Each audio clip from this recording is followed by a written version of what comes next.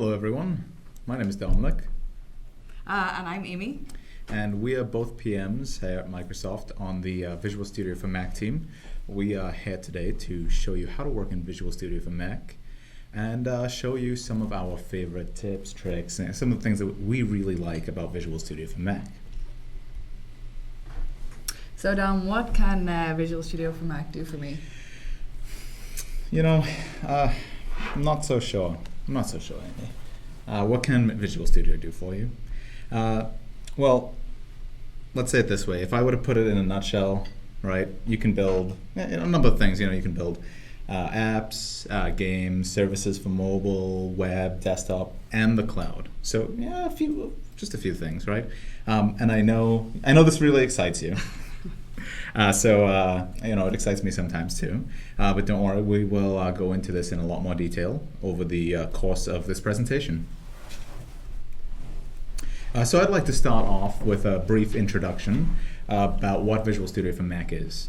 Visual Studio for Mac is a native Mac OS application that has the look and feel that you would expect on a Mac. So for those of you who are familiar with the Macs, you're going to feel that same thing that you feel on the Mac for any other application. For those of you that are used to Visual Studio on Windows, we know that it's going to feel a little bit different for you. It might be a little bit jarring because of those differences. But where possible, we try to be very mindful of those differences to make it easier for you. Speaking of making things easier, we also try to make it easy for you to download and get running with Visual Studio for Mac pretty easily. Once you've downloaded and installed it, there's a single download that you can get. Once you've downloaded and installed it, you can activate it using your existing Visual Studio subscription just by logging into the IDE. It's not a problem at all if you don't have one of those Visual Studio subscriptions. You can, if you're eligible, you can use Visual Studio for Mac Community Edition. Now, moving on, we have a few different types of projects that we support in Visual Studio for Mac. From the File New Solution menu, you can actually access a variety of different project templates. You can create, we have some of them listed here, you can create .NET Core apps, ASP.NET Core projects. You can do cross-platform mobile development with Xamarin. You can deploy, connect to Azure, work with Azure Functions, and then actually something that I'm pretty excited about myself, and I'm personally, I really enjoy it. Visual Studio for Mac is actually now the home of Unity on the Mac, and you can develop your Unity apps, Unity games, not just games but apps too, using Visual Studio for Mac. So right now, with Visual Studio for Mac, you can we have support for C#, which is a language you can it's commonly used for creating cross-platform applications, and we actually support up through C# 7, which is the latest versions. And for those of you who are one of those strongly typed functional programming language persons, we're looking out for you guys too. I think Amy knows some folks that are F# fans. So you also have the ability in Visual Studio for Mac to write and debug in F#. Something that I'd also like to talk about is some of the web bits. We also have editor support for Razor, for JavaScript, TypeScript. You can do HTML, CSS. We give you access to syntax highlighting, to IntelliSense if you're one of those web developers and writing for the web. And speaking of IntelliSense, you'll be happy to know that IntelliSense is actually, IntelliSense, along with all of our analyzers, code fixes, refactorings that Visual Studio for Mac can give you, it's all powered by Roslyn, which is the same engine that Visual Studio on Windows uses. So if you're accustomed to those features on Windows, you'll see those transfer over to the Mac as well. We also know it's very important to test. And some of us are a little bit better at testing than others. If you're a little bit more responsible than I am, you'll be happy to know that you can use a few different kinds of tests. Templates are built into VS for Mac. You can do MS Test, NUnit, XUnit tests, all in Visual Studio for Mac, which will help you to maintain your code health and show code coverage, all that sort of good stuff. If you're a responsible person. The last thing I wanted to talk about for now, I know I don't have it listed here, but I did want to, actually I do have it listed here, sorry. But the last thing I want to talk about, I'm going to talk about later again, is version control. So we're going to talk about Git Subversion later on, as well as Team Foundation version control. So we'll talk about those later. And, we have a, Visual Studio for Mac is a nice IDE. There's a lot of features in it. And I think Amy might have some tips for us about the IDE. So do you want to show us some of the things that you know about the IDE? Yeah, absolutely. I'd love to show you guys on a tour of the IDE. So first off, there's a couple of different types of settings that you'll want to be aware of whenever you're personalizing the IDE. These are the IDE preferences. These are used to make the IDE function in the way that you want it to. Things like themes, code folding, these are all IDE preferences, and you can find them from the preferences menu, which I'll be showing you in just a second. We've also got project options, which affect how your app is built. So things like build configurations, compiler options, they're all included there. And you can get to the project options either by right-clicking on the project name in the solution pad, or just by double-clicking on it and I'll bring it up. And then policies, which relate to your code, styling, and format. And you can adjust these again through the preferences dialog. So what I'm going to do now is give you a little demo so we can run through and I can show you some of the interesting things in Visual Studio for Mac.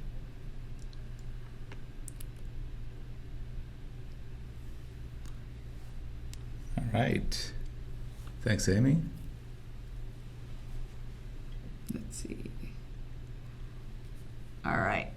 So, as we were saying, everyone has their own personal preferences over how they want the IDE to look and feel and act. Yeah, definitely. If we, how many times have you heard people argue over tabs or spaces, right? So I want to show you some IDE preferences that you can use to get Visual Studio for Mac working just the way you want it. And then I'll also give you a quick tour of the IDE itself. So this is the welcome page. So whenever you open up Visual Studio for Mac for the first 8th, 10th, 100th time, this is the first thing that you're going to see. You could open a new project from here, open an existing project. You can see all your recent projects. But before we get into that, I want to just show you how to customize the IDE. So to access the preferences, that's just through the Visual Studio menu item right here. And there's a ton of things that you can access through here. We have a lot of people asking for a dark theme, and we introduced that probably a year ago, maybe? Yeah, a little while ago. That's about right, yeah. Our designers were really put to work with this. They designed every single little icon for dark theme just so that it looks like as amazing on dark theme as it does on light theme. So you can just change that in here. Yeah, Amy and I think are both really, really strong supporters of light theme. Yeah, I'm one of those people who use light theme for everything. But I will say that as far as dark themes go, it's not bad. And yeah, I know ours is amazing. A lot of people really like the dark themes, so to each their own. But I guess we're a little bit on the strange side there, right? Speak for yourself. Okay, so next thing that's super important is key bindings. So with the key bindings in Visual Studio for Mac, you can actually set the scheme. So if you're coming from another IDE, whether it be Visual Studio for Mac on Windows, Xcode, you can just choose something that matches, what you're familiar with.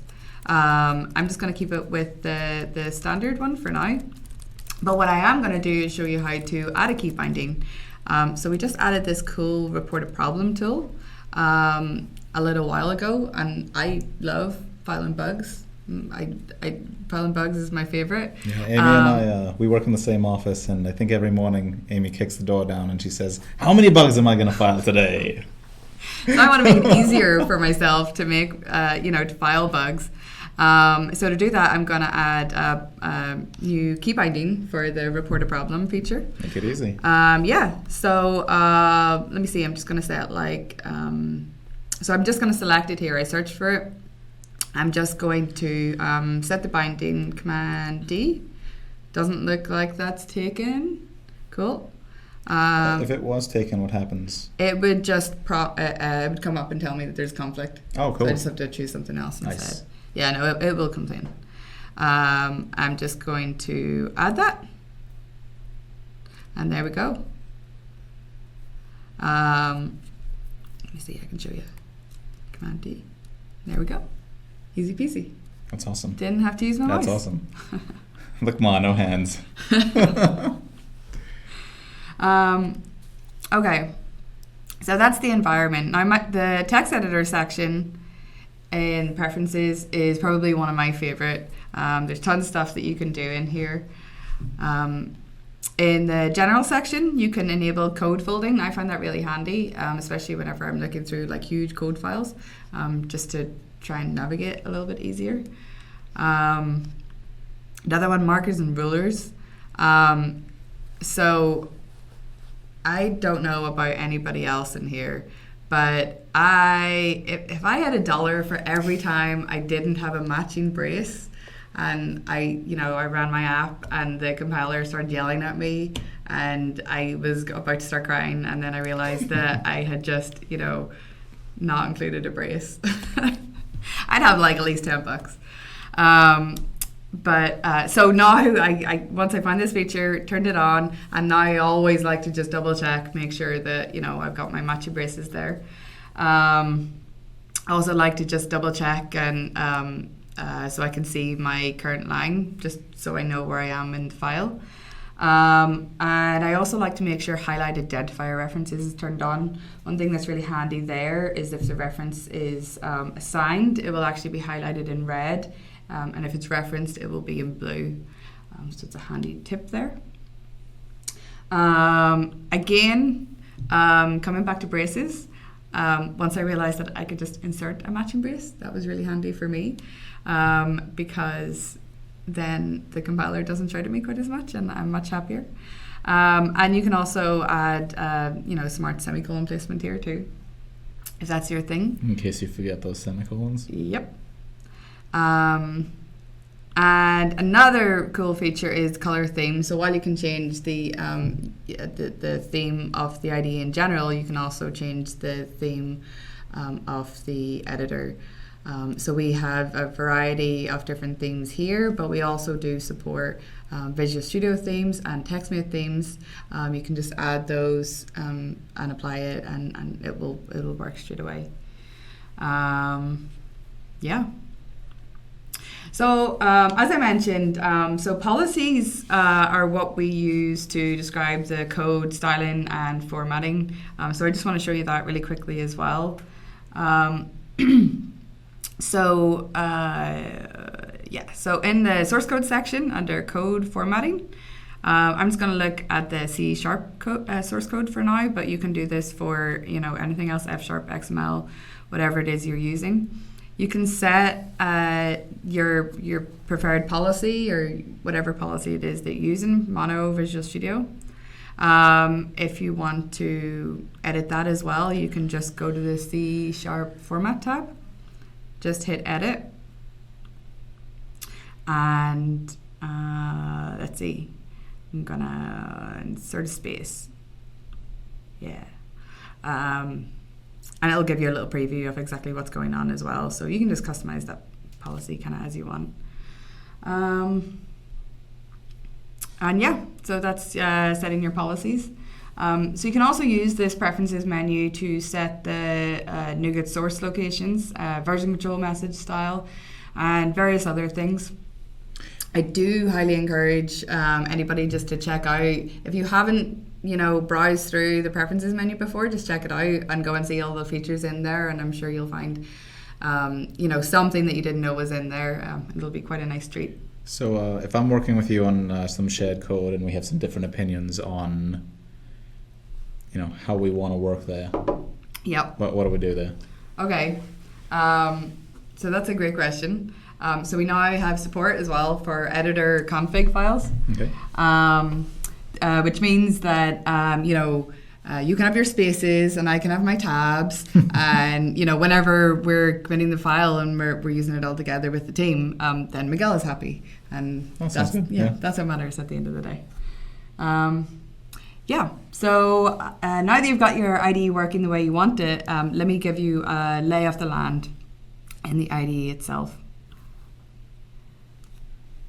So I'm just going to open up my super cool app, which is just an iOS single view app straight from the template.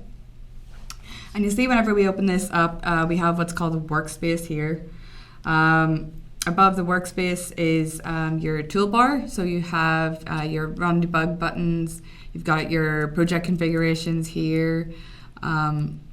You've also got your notification bar. So whenever you're uploading to Azure, whenever your project's building, you can see exactly what's going on then. And you've got your search over here. You can also very easily access the search through the command full stop option, and that will just come up there. So as I was saying, we've also got, we usually use what's called workspaces, and the workspace consists of the document area, and the document area would be like the code editor, as we have here. If you're using a designer file, it'd be the designer surface for an iOS storyboard or something. And it's surrounded by complementary pads. So here we have the solution pad. We would have, your properties, your toolbox along the side, and all these default layouts are there for you. So you've got code, debug, design, test, so that can very easily jump between the different layouts. It is important to note that by default, Visual Studio for Mac will open any new solution that you have in a new workspace and actually close the current workspace. But however, you can open more than one solution in a single workspace by going to File and Open, and just select the the solution file that you want. Go to Options and uncheck this Close Current Workspace, and then hit Open, and it will open in the same workspace. Now, if you're using a solution, or if you want to open a solution that you've recently used, you can actually go to File, Recent Solutions, hold down the Control key, and just select it. And again, it'll just open in the workspace, in the same workspace. So say I want to open a new file here, and this is from a different solution altogether.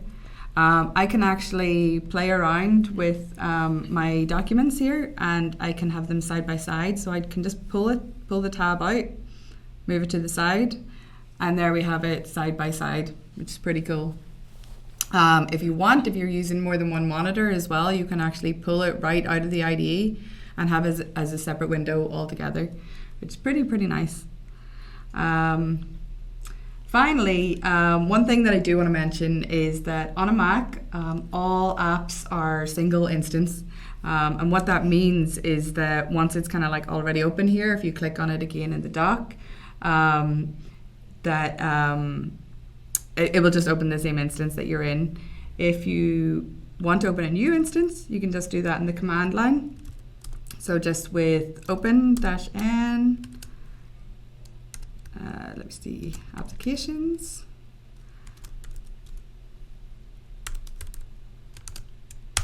And that'll just open a new instance for you. And this was life-changing when I figured this out a couple of years ago when I started using Macs. Absolutely life-changing. It's pretty cool. Let me just close that instance because I don't really need it. All right, let's get this back up. And all right. So thank you very much for that, Amy. Sure. Thanks for that run through. I would like to talk a little bit now about ASP .NET Core in Visual Studio for Mac. So if we can hit the next slide there. Awesome. So ASP.NET Core allows you to just do a few things. You can develop and build some awesome cloud-based, internet-connected, cross-platform applications, and you can have the ability to create web apps. You can create services, backends. Something if you really want to, you can even do something like connecting your coffee pot to the internet using IoT. And at the moment, Visual Studio for Mac supports .NET Core 2.1, which is, again, the latest version of the .NET Core SDK. And you'll be able to, with this, create web apps using Razor Pages or MVC, in addition to ASP.NET Web API projects. With this also comes IntelliSense formatting and all those other features that you're used to for various files, like Razor files, TypeScript, JavaScript, CSS, HTML files. And something that's really cool, you can also hook up with Docker and throw your ASP.NET Core pages or projects into containers. One thing that I do want to say as well is that inside of Visual Studio for Mac, you can actually configure the location of your .NET Core SDK in case you had a previous install or you want multiple installs of .NET Core. So you can go into the preferences page, which Amy showed us earlier, and change the location there. And then I did want to get us up and running with a little bit of a demo, just to see a little bit of what we can do with ASP.NET Core. So I'm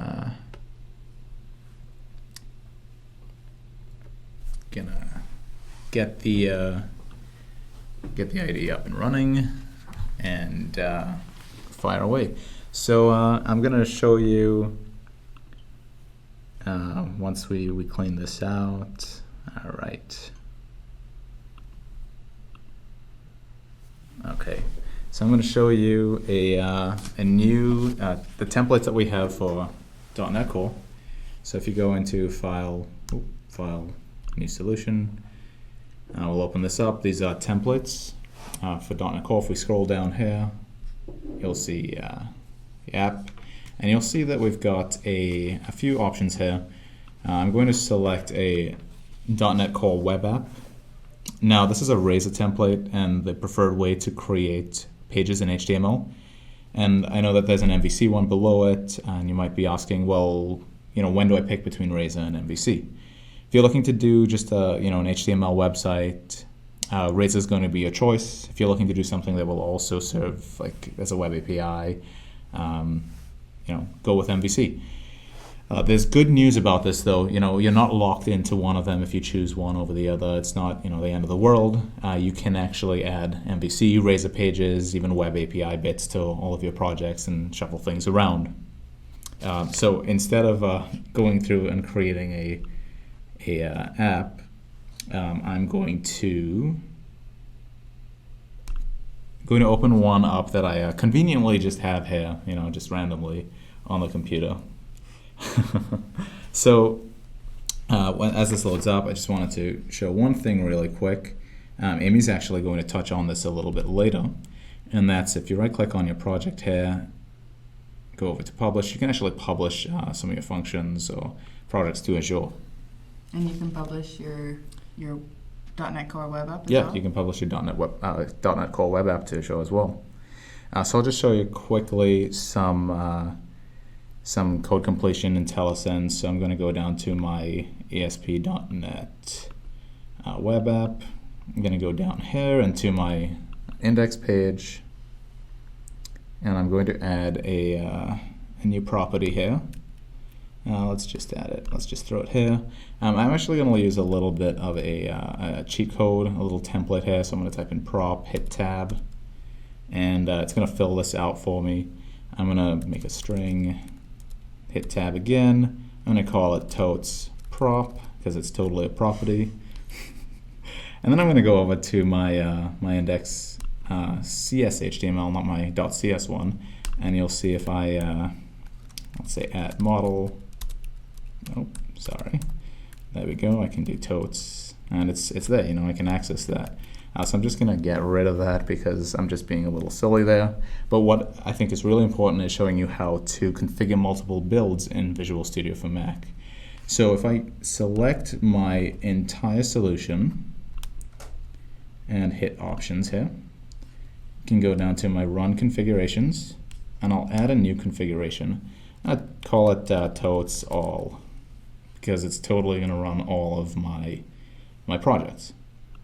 I'm going to create that, double click that, and I'm going to select all the projects in my solution.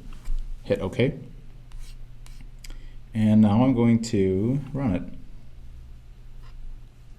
And there we go. So that is going. So while that's going, I will say a couple things. Oh, one thing here. It's something that's really cool to know is that with the latest versions of ASP.NET Core, when you create a project, it actually has support for HTTPS built into it, so you can easily convert over to a secure website if you'd like.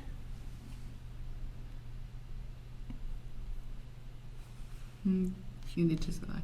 Oh, and yeah, thank you, Amy. So I was actually really silly. I created that. So this is really good.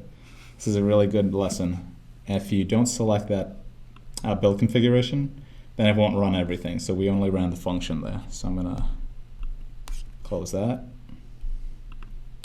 and let's start again. So good catch. Thank you, Amy. So that'll take just a little bit there as it spins up.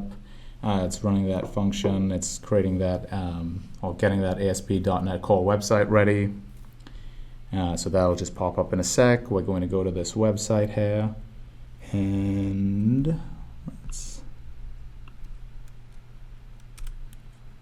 there it is. All right. So what we're going to do here, this is an ASP.NET Core website. It is here to take these files from me. There's a dog.jpg file here. It might be a picture of a dog. It might not be. It's definitely a picture of a dog. So this is a picture of a dog. I'm going to open this up, and I'm going to submit it. And what's happening here is this ASP.NET Core website is taking this picture, uploading it to blob storage, and it's triggering a function to get the image analyzed. So if we go back here, we'll see, there we go, it's coming through here. So now this is coming back through Cognitive Services, and it's saying, okay, this was a dog lying on a wood floor.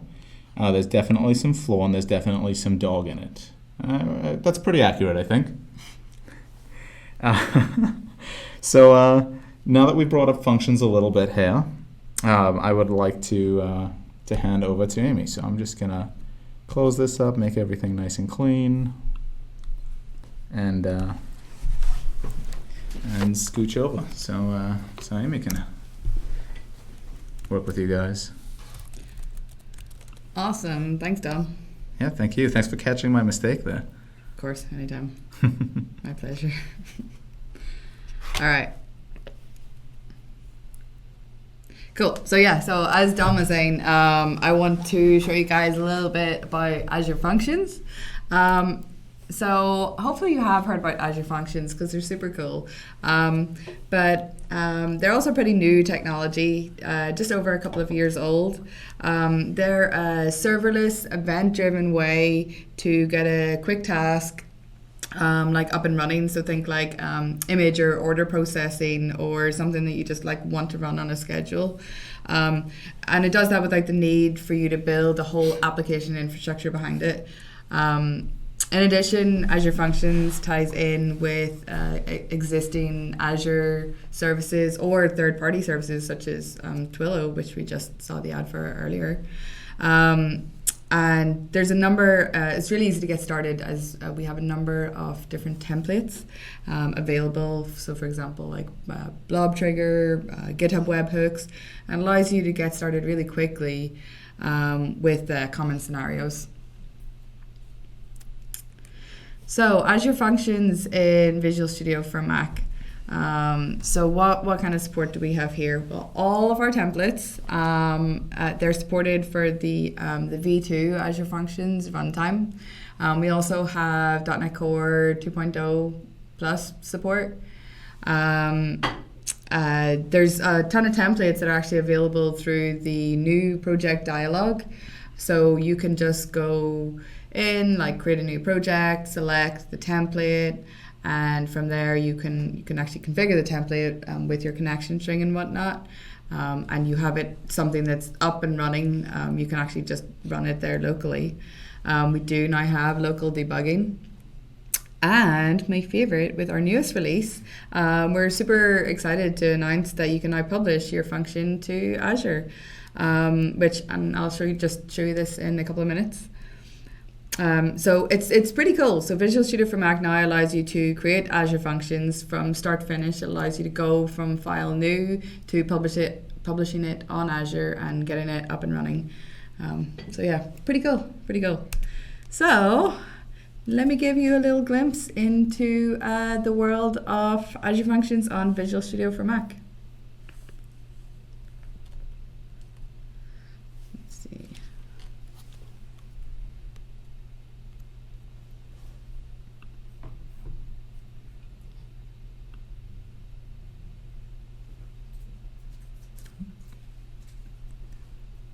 Cool.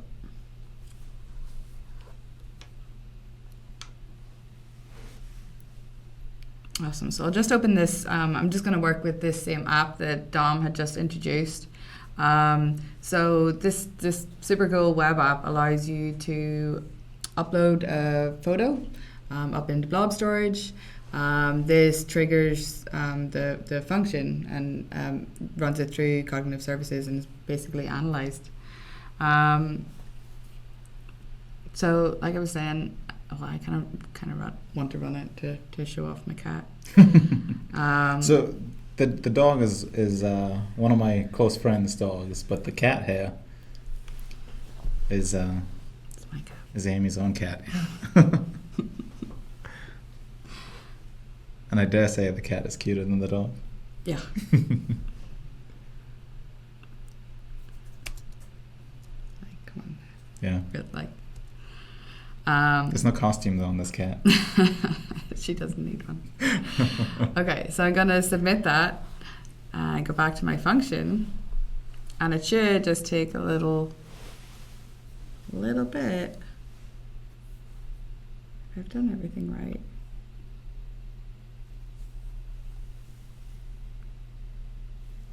Right there, There we it's go. working. It's running. Yeah, and so this function itself is actually just running locally. So this is just running on my machine. The only connection to Azure is just to the blob storage and running it through cognitive services.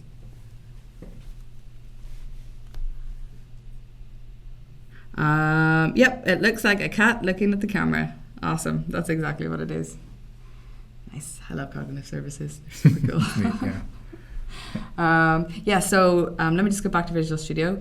So this function was created from the blob trigger function. It was created from the blob trigger function template, which you can find just through the new project dialog. And that's just located under Cloud and General. You just hit Next. And you can just select your initial template from here. We have some documentation as well online that describes these in a little bit more detail if you want to try and figure out which one is the right one for you. So I'll just call my function Amy because, yeah.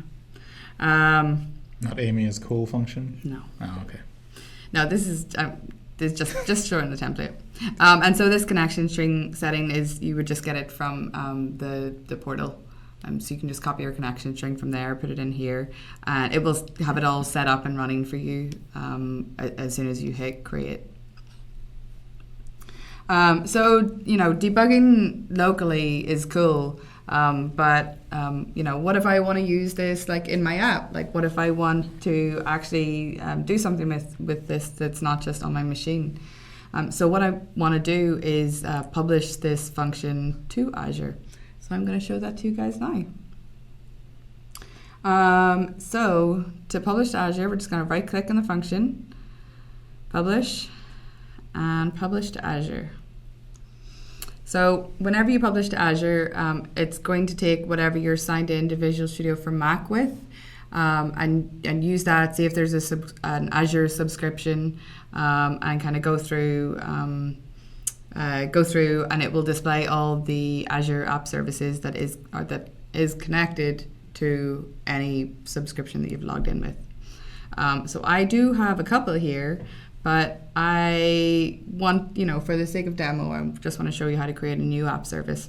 So we're just going to hit the new button here. I'm going to call it something, function, Amy, .NET Conf. Cool. And this has to be globally unique as well, so it will tell you if this has been taken before. It won't actually let you go ahead and create it if the name's already taken.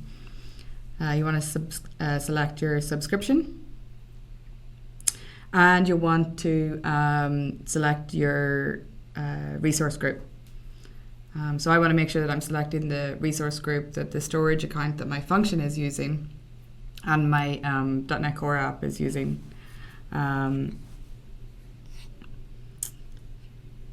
So I want to make sure that I've got the resource group that has that storage account. I'm going to create a custom service plan. Obviously, the pricing region is dependent on your personal circumstances. So I'm going to try and go for consumption. I'm going to go for the East US. And let me see, net conf plan function. Really good at naming stuff. Okay, next. And we want to, there's the storage account that we want to create. So if I hit create, it should create my app service and publish everything to Azure. Here's where the magic happens. Here's where I hope the internet doesn't fail on me. And this takes just a couple minutes sometimes? Yeah, it normally takes a couple of minutes to do. I mean, it depends if you're using existing like app services or stuff. If it's an existing app service, it doesn't need to create everything. So it's a little bit shorter. Obviously, depending on your internet speed and everything as well. Things can just take a little bit of time. But yeah, cool. It looks like Syed's in the channel answering all your questions. Thanks, Syed. Yeah, thank you, Syed. That's cool.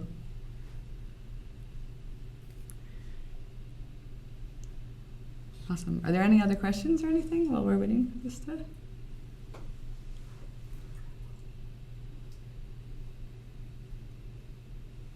No? It must be because we're doing Well, such a good job such just a great explaining everything. Yeah. All right, so this is looking good. It's publishing to Azure. Don't fail on me now, internet.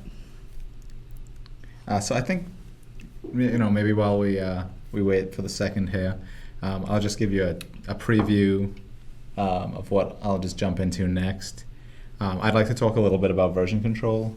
I know that's pretty important to a lot of people, and we do have some new support for TFVC. So I will definitely talk about that. Cool. Can't wait for it. And look All at right. that. Yeah, so you will be prompted for this right now. This is just making sure that whenever you are uploading to the portal, that the application settings of your function are using the V2 runtime. So you just want to hit yes here. And boom. There we go. It all worked. And it's a happy face. Right. It's good whenever, yeah. It's good when it's a happy winky face. But yeah, so that is Azure Functions in Visual Studio for Mac. Yeah, so let's pop back. There we are. Hi, us. Hi, everyone out there. So let's chat a little bit about version control. There's some version control options for you in Visual Studio for Mac. Support for Team Foundation version control. There we go. I'm going to say TFVC from now on, so avoid tongue twisters. But But support for that is currently in preview in Visual Studio for Mac. It's actually available via an extension, so you can add it into Visual Studio for Mac via the extension manager and via the gallery tab in the extension manager. And you can access the extension manager from the extension menu item in that Visual Studio menu bar item, which Amy pulled the preferences open from. Once you've installed that extension for TFVC, make sure you restart Visual Studio for Mac, just to make sure everything is nice and smooth. And then as that extension's in preview, we're actually updating that fairly regularly. So keep it up to date by going back to that place, that extension manager, going to the updates tab, and checking for updates on a periodic basis. Yeah, and please try it out and file bugs. Oh yeah, we showed you how to file bugs too. We'll show you a little bit more of that later too. With that extension installed, you can connect to TFS, you can connect to VSTS, you can connect to repositories there, you can create workspaces, navigate projects, perform all the things that that you're used to doing with version control. And now let's move over to Git and Subversion. Those are both actually built into Visual Studio for Mac, the support there. The version control menu item in the menu bar is going to be a best friend when you're working with these. It's important to know that actually Git is installed by default on your Mac. So Macs come with Git installed. It's not usually the most recent version of Git, so you will probably want to go and update it. Make sure you're on a recent version. But that advice aside, now that that's taken care of, you can hook up to Git repositories. You can push, you can pull, you can do everything else that you can normally do with Git. And then similarly with Subversion, same similar story. You can check out, update, check back in, commit. Something important though on the Mac, Subversion is not pre-installed like it is. So you're going to have to install Subversion. And one of the really easy ways to do that on the Mac is by installing the Xcode command line tools. So I definitely recommend doing that if you'd like to use Subversion. Now you may be familiar with the ability that you have on Windows in VS 2017 to clone Git repos to VS 2017 from VSTS. We're actually working right now on enabling that for VS for Mac. So stay tuned for more information on that. And then I think Amy actually has a few little bits of information that she wants to share with you before we close up. Yeah, so there's just another little bit of information that I just want to wrap up with. Important things to know just to make sure that you're really getting the best out of the IDE. So that is making sure that your IDE is being kept up to date. Or if you like to live on the wild side, to check out our previews, or even better, our weekly builds. So we have 3, maybe 4 channels in the updater dialog. That is stable, which is it's the releasable content that we want to be that we're pretty happy with. We have the beta channel, which is our preview. So you can stay up there for all the juicy goodness. And the alpha channel is our weekly build, which is literally the latest and greatest content. We also have dynamic channels, which we will add them for specific purposes, such as Xcode 10. Xcode 10, yeah. So for you iOS developers. Yeah, for if you were trying to keep your Xamarin iOS app up to date for iOS 12, we were sending Xcode 10 updates through that dynamic channel. It just meant it was much easier for you rather than having to go to the web and download everything from there. You'll also get notified either through the toolbar or just by a pop-up whenever there are notifications. So I highly recommend that you stay on top of that. To update, you just bring up the updater dialog, select the channel that you want, and you can switch to that channel, download, install, everything you know how to do.